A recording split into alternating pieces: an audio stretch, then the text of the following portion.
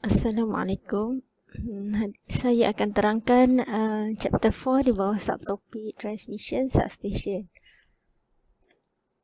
Okay, dalam subtopik ni awak kena tahu fungsi transmission substation, kemudian fungsi equipment yang terdapat di dalam transmission substation lah, antaranya tap changing transformer, circuit breaker, air brake switches, isolator, link switch, surge arrestor, current limiting reactor and instrument transformer. So jadi ada 8 semuanya. Okay, kita recall balik. Dalam power system kita ada bahagian penjanaan, generation, kemudian transmission, kemudian distribution. Okay, di mana letaknya transmission substation ni? Transmission substation ni terletak di sinilah. Kalau tengok ni generating step up transformer, maksudnya ada transformer ni adalah di dalam transmission substation, pencawang penghantaran. So jadi sebelum voltage tu dihantar melalui transmission line, sebenarnya daripada penjanaan voltan dia sebanyak 11 kV, dia akan masuk ke dalam transmission substation yang mana ada equipment yang utama iaitu transformer yang akan step upkan voltan itu daripada 11 kV kepada 315 volt. Kilovolt 315. Melalui transmission line ni voltan kita naikkan kerana untuk mendapat kecekapan transmission line, kecekapan talian penghantaran yang bagus lah. Sekiranya kita tidak naikkan voltan, maka akan berlakunya voltage drop lah, kejatuhan voltan, dan menyebabkan voltan yang sampai pada bahagian distribution tidak mencukupi. Jadi antara tujuan voltan dinaikkan ataupun ditinggikan selepas bahagian penjanaan. Selepas bahagian penjanaan, voltan akan melalui substation.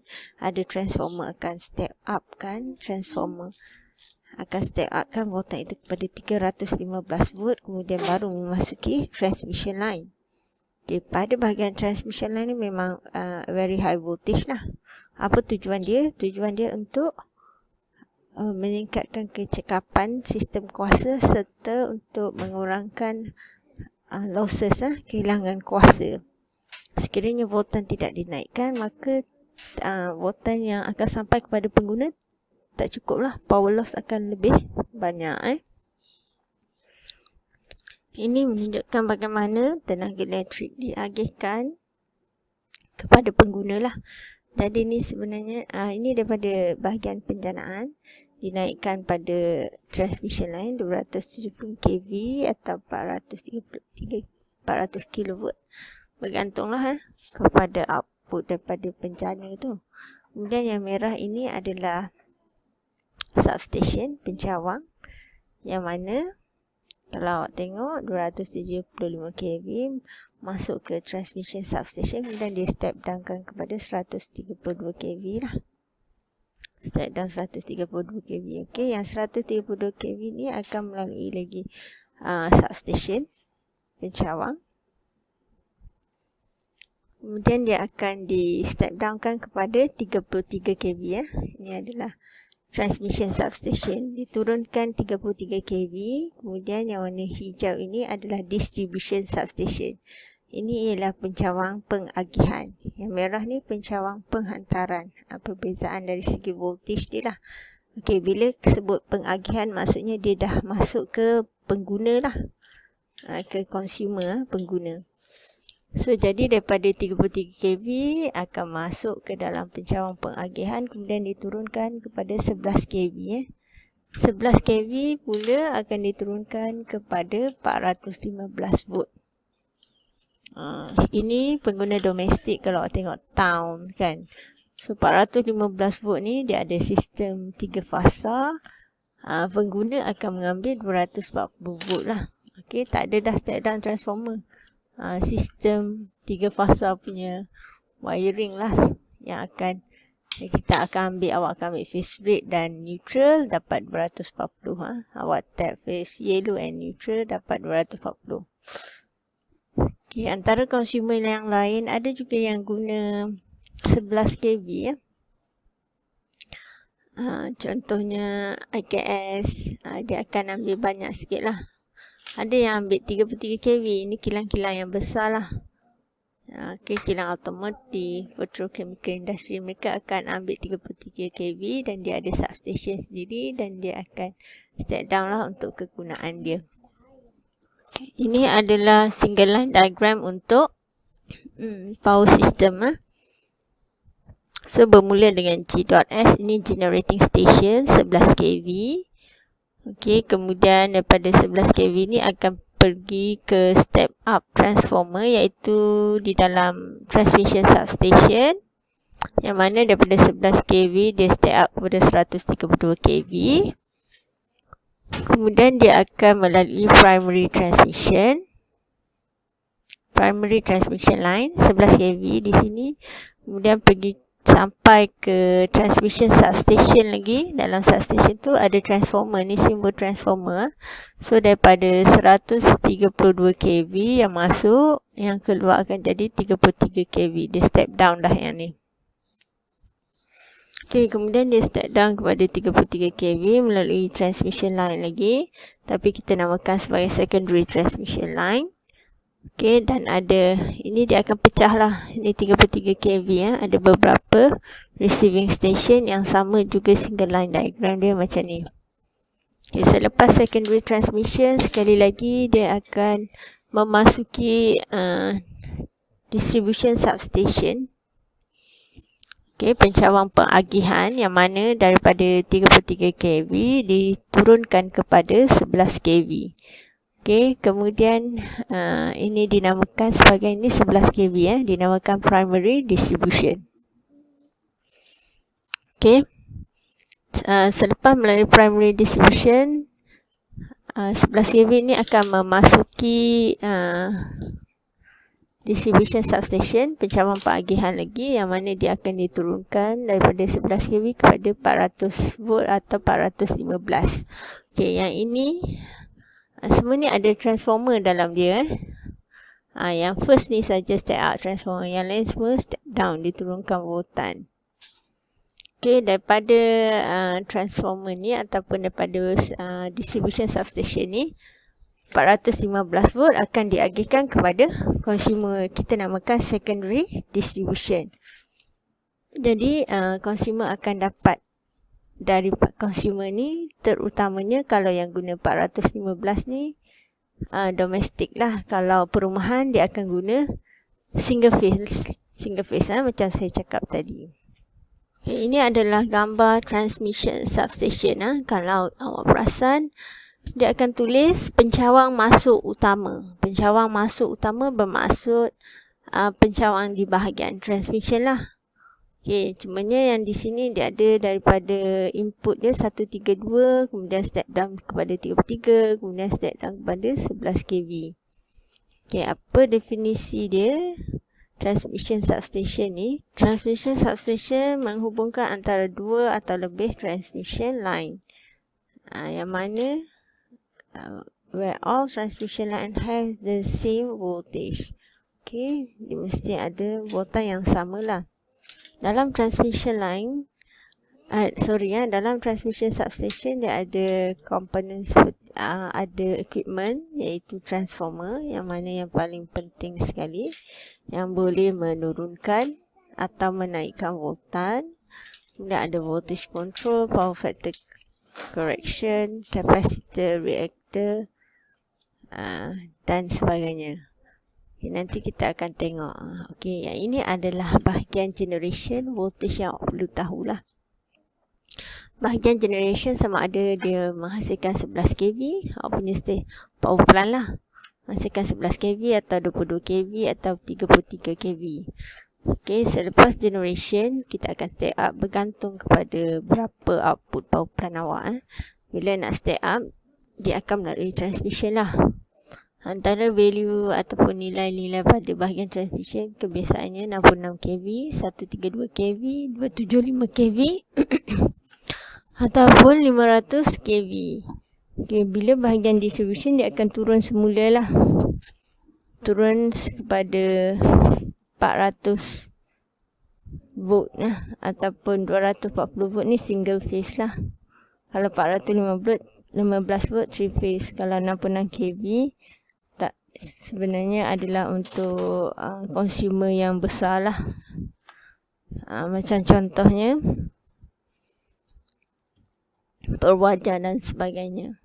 Ini adalah transmission substation, pencawang penghantaran.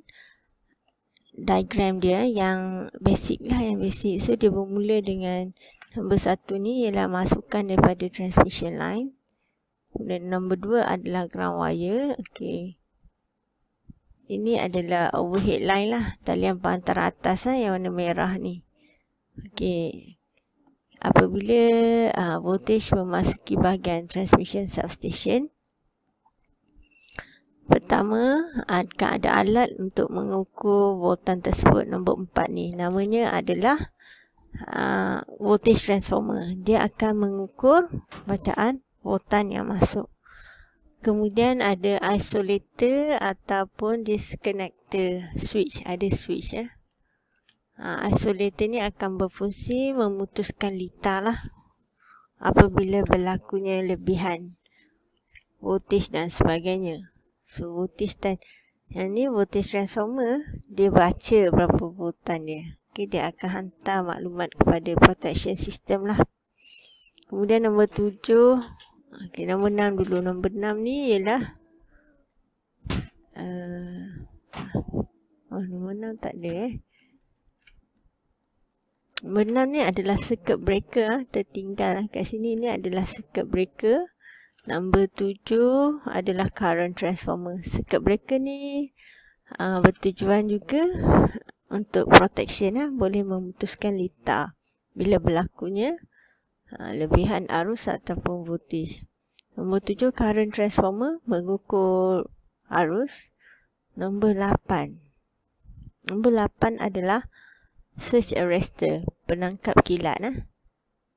Sebelum pergi ke surge arrestor, kalau awak tengok ni, dia ulang peralatan yang sama. Ada isolator, ada current transformer lagi, ada circuit breaker. Okey, dan ada lightning arrestor. Kemudian yang nombor 9 adalah main transformer ataupun power transformer. Okey, nombor 9 ni adalah transformer yang paling utama lah. Yang paling utama dalam substation ni. Yang mana dia bertujuan untuk menurunkan voltan atau menaikkan voltan. So macam contoh tadi daripada 11 kV dia akan step up kepada 315 kV. So di sinilah, di main transformer ni lah step up ataupun step down itu berlaku. Okay, tetapi kalau perhatikan sebelum sampai ke main transformer ni, terdapat banyak equipment yang mana equipment ni adalah lebih kepada protection untuk memastikan tiada lebihan arus ataupun voltage yang masuk, yang lepas lah. Kalau tak, transformer awak akan rosak. So itu ialah dari segi protection ataupun safety. Okey, dan untuk pengetahuan awak juga, transformer adalah equipment yang paling mahal di dalam substation ni. Okey, kemudian nombor 10 adalah control building. Control building ni tadi awak ada current transformer, ada voltage transformer yang baca bacaan voltage, yang baca bacaan current. Okey, kat mana pekerja ataupun staff boleh lihat di dalam control building ni lah. Dia akan boleh bacalah berapa bacaan voltan sekarang, berapa power factor, berapa current dan sebagainya. Okey, nombor 11 ialah fans dan nombor 12 ialah secondary power line. So yang ini dah step down lah. Contoh yang masuk ni 11 kV. Okey, sampai ke main transformer dia akan di step down, di step up kan kepada 132. Okey, so yang keluar ni akan 132 semua ni. Ni keluaran dia. Ini adalah tap changing transformer ataupun main transformer tadi. So apa fungsi dia adalah untuk menurunkan voltan daripada 275 kepada 132 kV ataupun 132 kepada 33 kV. Okay, kelebihan tap changing transformer ni dia boleh kontrol bahagian secondary dia. Okay, transformer ada dua winding. Primary winding bahagian masukan, secondary. Peralatan yang seterusnya ialah circuit breaker. Ini adalah gambar circuit breaker di dalam transmission substation. The circuit breaker adalah fault clearing device. Dia automatically operate electrical switch design to protect a circuit from damage caused by overload or short circuit. So dia boleh beroperasi secara automatik lah. Sekiranya ada over voltage, overload ataupun short circuit, dia akan disconnect secara automatik. Untuk sambungkan dia semula, maksudnya dah clearkan fault, untuk connect semula kita boleh buat secara manual ataupun auto. Yang seterusnya kita ada switches. Switches adalah device yang digunakan untuk buka ataupun tutup litar. Okay, switches ni boleh digunakan sama ada dalam keadaan full load ataupun no load. Okay, sifat switches ni, dia apabila dibuka, dia akan mengeluarkan arc. Arc ni ialah macam percikan api lah, tapi percikan api yang sangat besar dan sangat kuat, yang mana dia terhasil akibat pergerakan antara konduktor kontak itu dengan udara. So ada 3 switches yang akan awak belajar, iaitu air brake switches, isolator ataupun disconnector, dan juga earthing switches. Ini adalah gambar air brake switches. Air brake switches ni digunakan dalam keadaan under load ataupun to open a circuit under load, maksudnya tanpa beban lah. So apabila dia dibuka, dia akan mengeluarkan arc. Okay, untuk mengurangkan keluaran arc tu, kita akan letak arching horn di sini lah. Arc tu adalah seperti kalau kita akan kata flash over lah, ataupun kalau biasa-biasa awak akan kata nampak macam kilat lah. So dia adalah very high voltage. Ini adalah contoh arc di transmission substation lah. Inilah arc lah. Switches yang kedua ialah isolator ataupun disconnector. So yang video YouTube tadi awak tengok adalah isolator. Bila kita buka dia ni, dia akan keluarkan arc tadi yang macam percikan api yang sangat besar lah. Okay, isolator ni dia akan operate under no current condition, dan dia juga dikenali sebagai disconnecting switch. So isolator cannot be open unless the circuit breaker is open. Circuit breaker cannot be closed unless the isolator is closed. So maksudnya isolator ni dia tak boleh buka selagi circuit breaker tak buka. Ini dalam keadaan fault lah. Kalau dalam keadaan yang fault dah clear, isolator kena close dulu, baru circuit breaker boleh close. Kalau tak, dia tak boleh. Okay, yang ni adalah earthing switch. Earthing switch ni, dia terletak pada bahagian isolator sebenarnya. Dia terletak di isolator di bahagian bawah ni. Di bahagian bawah ni. Ini adalah earthing switch di bawah ni.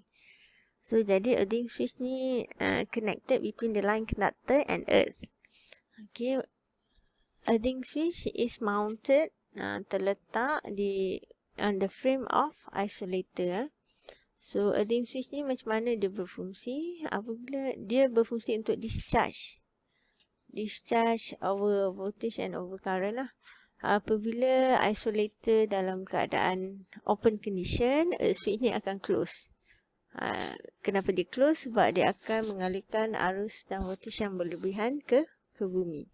Okay, apabila fault telah di-clearkan, maka earthing switch ini dia akan buka, maksudnya open dalam keadaan normal, dalam arus yang voltage dah okey, dah back to normal. So dalam keadaan biasa, dia dalam keadaan terbuka, dalam keadaan buka.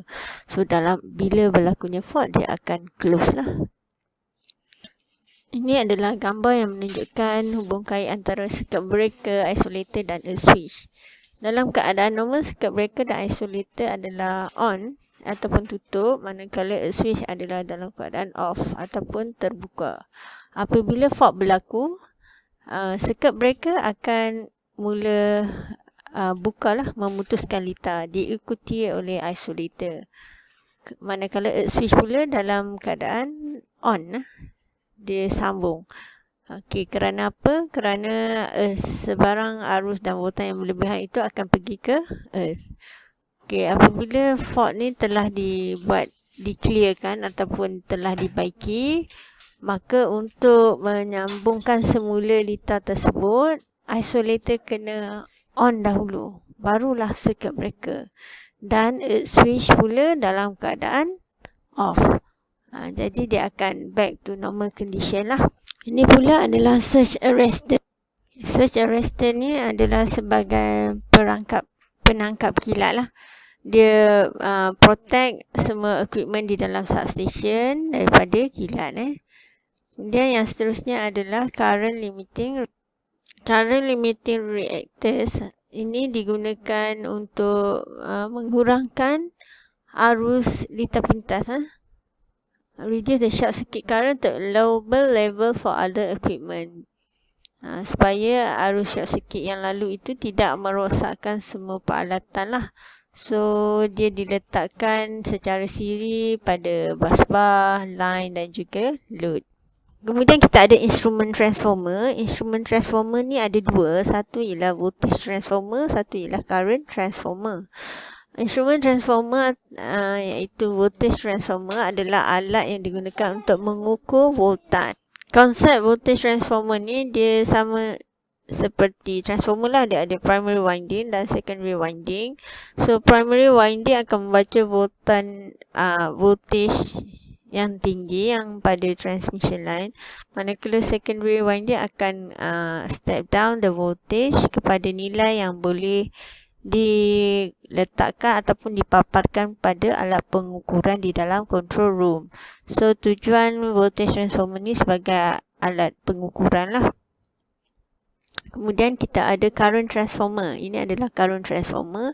Sama juga konsepnya dengan voltage transformer, cuma current transformer dia digunakan untuk mengukur arus.